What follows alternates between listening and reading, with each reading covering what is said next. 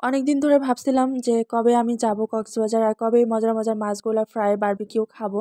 তবে আমার কাঁকড়া খাওয়াটার খুব ইচ্ছা ছিল। সেটা হচ্ছে সামুদ্রিক কাঁকড়া। তো এর আগে আমি খাইছি কয়েকবার। সেটা আমাদের দেশি কাঁকড়া, দেশে যে খাল-বিলে হয়ে থাকে, ওই কাঁকড়াগুলা খাইছি। ওইগুলা খেতেও কিন্তু খুবই মজা লাগে। তো সামুদ্রিক কাঁকড়া খাওয়াটার খুব ইচ্ছা ছিল। তো সেটাও খেয়ে নিলাম। আর এদিকে হচ্ছে আমরা মাছ আর কাঁকড়া কেনার জন্য দেখতেছি বিভিন্ন দোকানে ঘুরে, ঘুরে। কোনো দোকানে পছন্দ হলে দামে বনে না। আবার কোনো দোকানে মানে দামে হইলে আবার ভালো লাগে না। মাছগুলা টাটকা ফ্রেশ না, এরকম আরকি।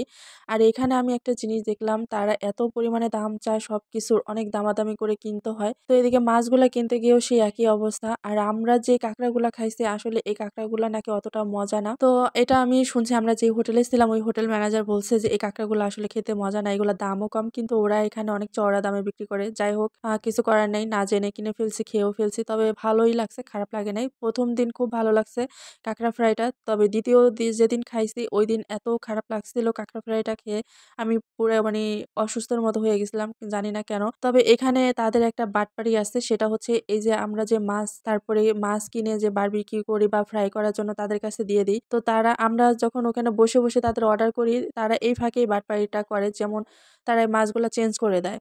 তো এরকম আমরা যখন কিনতে গেছি তখন আমাদের সামনে এরকম ঘটনা ঘটছে। তো কয়েকজনের সাথে এরকম মানে গ্যাঞ্জামও লেগে গেছে দেখলাম। তো এই জিনিসটা খেয়াল করে কিনলে খুব ভালো হয়। তো আমরা ওইটা করিনি। আমরা ১ম দিন হচ্ছে একদম তাদের সাথে দাঁড়িয়ে, দাঁড়িয়ে মানে মাছ কাটা থেকে শুরু করে ভাজা পর্যন্ত আমরা ওখানেই ছিলাম। কিন্তু ২য় দিন সেটা আর আমরা করি নাই। আমার মনে হয় আমাদেরটাও ২য় দিন ঐরকমই হইছে। চেঞ্জ করে দেওয়া হইছে। আমরা যে কাঁকড়াটা দিছিলাম ওই কাঁকড়াটা মনে হয় আমাদেরকে দেয় নাই। তো যাই হোক, কি আর করার। এদিকে হচ্ছে বারবিকিউ করে দিছে কোরাল মাছটা। তো এখানে আমরা ২ টা নিছি। একটা কোরাল মাছ আর হচ্ছে একটা কাঁকড়া নিছি। কোরাল মাছটা সম্ভবত ৫০০ ৫৫০ র মতো নিছে। তো যেই সাইজের কোরাল মাছটা নিছি এটা ৩-৪ জন অনায়াসে খুব ভালোভাবে খেতে পারবে। কিন্তু আমরা সেটা বুঝতে পারিনি। আমরা ২ জন খাবো। আমার ছেলে খায় নাই। তো আমাদের ক্ষেত্রে একটু বেশি বড় হয়ে গেছে। আরেকটু ছোট নেওয়ার দরকার ছিল। আর এদিকে হচ্ছে আমরা বাসায় পার্সেল করে নিয়ে আসছি। কারণ আমাদের পেট পুরা ভরাই ছিল। আমরা একদম অবেলায় হচ্ছে দুপুরের খাবার খেয়ে নিছিলাম। তো এজন্য আমরা বাসায় পার্সেল করে নিয়ে এসে পরে আমরা খেয়ে নিছি। আর কাঁকড়া ফ্রাইটা আগে খেয়ে নিলাম। মচমচা থাকতে কাঁকড়া ফ্রাইটা দারুণ হইছে। খুবই মচমচা হইছে। খুব ভাল লাগছে। আর আমার ছেলে খুবই পছন্দ করছে কাঁকড়া ফ্রাইটা। তো ওর জন্যই হচ্ছে আরো ২য় দিন নেওয়া হয়েছিল। ও যেহেতু এত পছন্দ করছিল, কিন্তু সেদিনই হচ্ছে কাঁকড়া ফ্রাইটা একদমই বাজে দিছে। তো যাই হোক, এটা হচ্ছে ১ম দিনের ভিডিও। তো দেখেন আমার ছেলেটা কিন্তু খুব মজা করে খাচ্ছে। ওর কাছে অনেক ভালো লাগছে। ও হচ্ছে কোরাল মাছের বারবিকিউটা খায় নাই। এই কাঁকড়া ফ্রাইটা ও খেয়ে নিছে।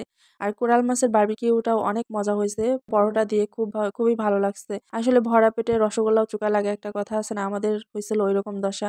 মানে আমাদের পুরাই মানে পেট ভরা ছিল। অবেলায় খাওয়ার কারণে আমরা ঐরকম ভাবে তৃপ্তি করে খেতে পারিনি। তবে বারবিকিউটা আর কাঁকড়া ফ্রাইটা খুবই মজা হইছিল। আর এই তো দেখেন আমার জামাইয়ের খাওয়া দেখেই বুঝতে পারবেন যে কি মজা হইছে। সে কিন্তু মানে তার মুখের ভঙ্গি দেখেই বলে দিছে যে মজা হইছে। কাঁকড়া অনেকভাবে রান্না করে খাওয়া যায়, আবার ফ্রাই করেও খাওয়া যায়। তবে আমি রান্নাটা কখনো খাই নাই। অবশ্যই একদিন ট্রাই করব। কিন্তু ফ্রাইটা আমার কাছে অনেক বেশি ভালো লাগছে। তো আপনারা কে, কে কাঁকড়া খাইছেন বা কে, কে পছন্দ করেন অবশ্যই কমেন্টে জানাবেন। আর আমাদের এই ভিডিওটা কেমন লাগছে সেটাও কমেন্টে জানাবেন। যদি ভালো লেগে থাকে অবশ্যই লাইক, কমেন্ট, শেয়ার করে পাশে থাকবেন। আর অবশ্যই পেজটিতে ফলো দিয়ে সাথে থাকবেন। আল্লাহ হাফেজ।